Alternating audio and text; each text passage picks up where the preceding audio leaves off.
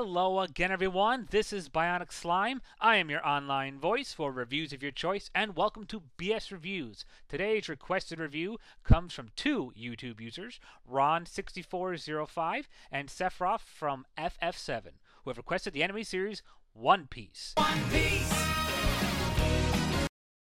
Now, just to be perfectly clear, I'm reviewing the Funimation dub version of the anime, not the god-awful, crappy-ass 4Kids dub, which pretty much butchered the series into a steaming pile of human filth. I'm reviewing One Piece Season 1, as mentioned in my special announcement video, that I'm reviewing the series in seasons because it still hasn't ended in Japan. If you have any further questions about this, please look at my special announcement video. Now, as I said, I'm reviewing One Piece Season 1, which is brought to you by Funimation Entertainment. It was originally created by Ichiro Oda. It's got a lot of directors and animators, so I'm going to mention a couple each time I do a season. The first pair of directors were Junji Shimizu and Hiroaki Miyamoto, who have both pretty much almost exclusively worked on One Piece. The animation was done by Kazuya Hisada, who's worked on all three Dragon Ball series, including some of the films, and Noboru Koizumi, who's worked on such anime as Tenchi Universe and Giant Robo. It stars the vocal talent of Colleen Clinkenbeard as Monkey D. Luffy, Lucy Christian as Nami, Sonny Strait as Usopp, Christopher Sabat as Rinoru Zoro, Eric Vale as Sanji, and Mike McFarlane as Buggy the Clown. Plot of One Piece. Gold Roger was the most infamous and wealthiest pirate in the entire world, who accumulated the greatest treasure known as the One Piece and stored it somewhere in a place called the Grand Line, hidden from everyone. Even at his execution, he encouraged everyone in the world to go find his treasure, so they could become the greatest pirates of all time. This is the primary dream of our primary character, Monkey D. Luffy, who is a very energetic young boy who wishes to become the king of pirates by obtaining the One Piece treasure with the greatest pirate ship and the greatest pirate crew known to man. Unfortunately, he has none of the above, and it pretty much chronicles his life as he tries to accumulate the pirate crew, the pirate ship, and the pirate treasure he so eagerly desires. He's aided along the way with special powers called Devil Fruit powers, specifically the Gum Gum powers, which makes him kind of stretch like Mr. Fantastic. Each devil fruit is different that the user eats, giving him or her different powers. Unfortunately, by eating the fruit, you lose your ability to swim. So, Luffy must battle along other infamous dangerous pirates, such as Arlong the Fishman, Captain Kuro, and Buggy the Clown with his pirate friends and crew in order to become the greatest king of all pirates and accumulate the greatest treasure known to man, the One Piece. Review of the plot. You know, when people think of the word epic, they think like really big stuff. I mean, at least I do, like disaster stuff like Armageddon, Star Wars, stuff like that. But rarely do people really appreciate the nature of that word, and I think this word truly applies to One Piece because it is an anime unlike any other. Not only is it really frickin' long as hell, you know, it's still going, but the amazing thing about One Piece is that it mixes something really interesting and serious, like, say, piracy, which is mostly known with, like, criminals and horrible individuals, and mixes it with the most retarded, yet workable, cool stuff. I think that's the magic of this show, especially with Ichiro Oda's style. It's so ridiculous, yet on some weird level, he makes it not only work, but look cool in anime form.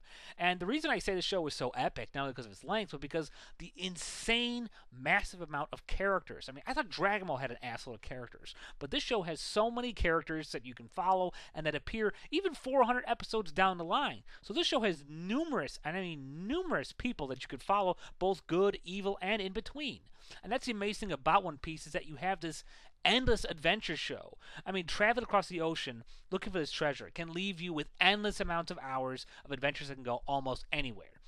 And with a growing, insanely large-ass cast of characters, the show never really gets dull. It mixes everything from action to humor to adventure, and it does it so well that it boggles my mind how much information is stored in this one show. And that even though it's still 400 to 300 episodes in, it's still going.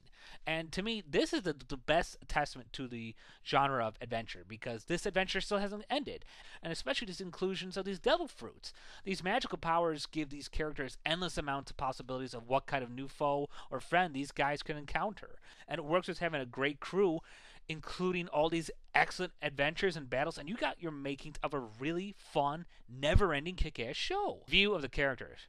Now, obviously, if you're going to have a show running for about 400 plus episodes, you better be damn well interested in who you're watching. And luckily, One Piece has that nailed down to a perfect T. Because this is one of the funniest, coolest, and most weirdest ass, quirkiest group of characters you've ever seen. Colleen Clinkenbeard is amazing. I mean, she has an almost indistinguishable voice that she's actually a woman. I mean, because she does such a great voice as Luffy here, giving the character the insanely weird, optimistic nature he has. And he's a very classic type of character, modeled after similar to Goku or Naruto. They're very similar. They're very energetic, very kind of blind, a little ignorant, but still good-hearted, good-natured, and still totally badass when it comes to kicking other people's asses. Lucy Christian does a very good job as Nami. She has a very nice variety of tones in here because the character goes through some really deep stages, particularly the Arlong arc of the season. And she really makes the character fun, and she really gets the character sly, sort of greedy ass nature down. I don't really like her character, but the character type is needed in this show. By far my favorite, easily, without a doubt, is Zoro, played by Christopher Sabat.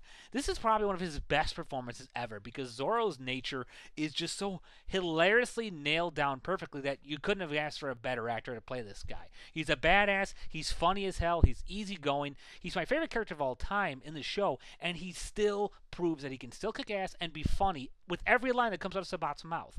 I mean, there are times where just his line alone makes the whole episode freaking hysterical. And I really love this kind of character. Usopp and Sanji are pretty straightforward kind of characters.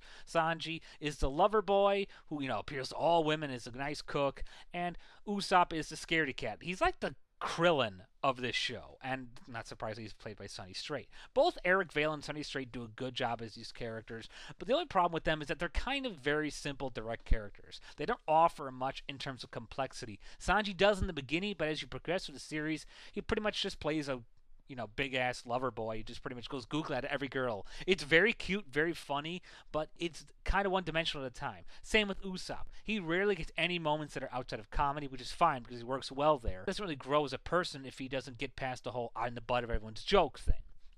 The villains are all very well played. There's a lot of villains in this show. My personal favorite easily is Mike McFarlane's Buggy the Clown, who is, again, a perfect example of how ridiculous the show is, and yet it makes it work both in serious and comedic levels. And McFarlane does a hilarious job as Buggy the Clown. He's so weird, but he makes his voice sound so much funnier with the dialogue he's given, and it just really adds to the humor of the show. A lot of good villains, good characters in the show. It would take me forever to list them all. Review the animation and the music. The animation is really unique. I mean, it's got a very odd style to it. The characters look human and yet not human at the same time. And the show has a very distinct style of animation. It's very colorful, very rich. It moves brilliantly with the action sequences. I mean, it really plays off the fight scenes well. Other times, the characters all kind of tend to look the same at some point. I mean, the girls have a very similar facial structure outside of difference in hair, but it's good and bad sometimes. Sometimes it's really distinct. Other times it's just weird. I mean, there's certain characters that just kind of look wrong or ugly, and it's just how the animation style goes. Music, lots of fun. I got to admit, I'm dead hooked on the opening theme songs of the show. Yes, they're translated English. I know people prefer the English over the Japanese original, but they're so upbeat and so much fun to listen to. Flaws about the show. The biggest problem that exists with the first season of One Piece is that it's kind of like the superhero origins film. It's like watching Spider-Man get bitten by a radioactive spider. We know we have to drudge through all of the original basic crap because we have to set the story up for people who don't know what the hell is going on with Spider-Man. Kind of the same place here. It's a slow kind of start because we're seeing Luffy slowly accumulate his crew. And in the beginnings, Luffy does some kind of jackassy things which kind of deter my liking of the character because of his incessant need for everyone to join his crew. This kind of makes the character look a bit too pushy. And again, this is all kind of like arbitrary stuff. Got to get out of the way to get the good stuff. And it doesn't even get that really good until the Arlong arc, which is phenomenal. It's deep, it's emotional, it's really dark, it's intense. It takes a while to get there. I mean, you got to get through like the first 40, 50 episodes to get to the really good stuff. And it's really good once you get to it, but it's kind of sad that an anime has to drudge through so much, I guess you could say, fluff before you get to the real hardcore stuff. It's not bad, but it is a little discouraging when you have to wait through so many episodes just to get to the really good stuff. And that may turn a lot of people off from this show.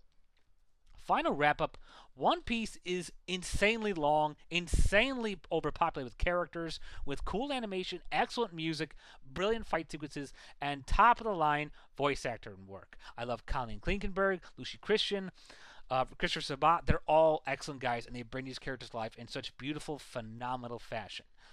And the whole epic nature of the show makes it easy to watch and just simple to enjoy. Fortunately, the fact that the really good stuff doesn't come until after the crew is all assembled, it's kind of disappointing to go through less stellar stuff to get to the really good stuff. And that's not a good thing for an anime to have, because it can easily deter people from trying to get into the show. And I don't want to say skip this part to go to this, because it won't make any sense. But unfortunately, that's the sad truth of the first season of One Piece. Bottom line, I give the first season of One Piece 2.5 stars out of 5. Well, that's all for now. This has been Bionoxime for BS Reviews. Thank you all for listening. Goodbye for now, and keep a lookout for the continuing updating of this series seasons as I review them as they come out.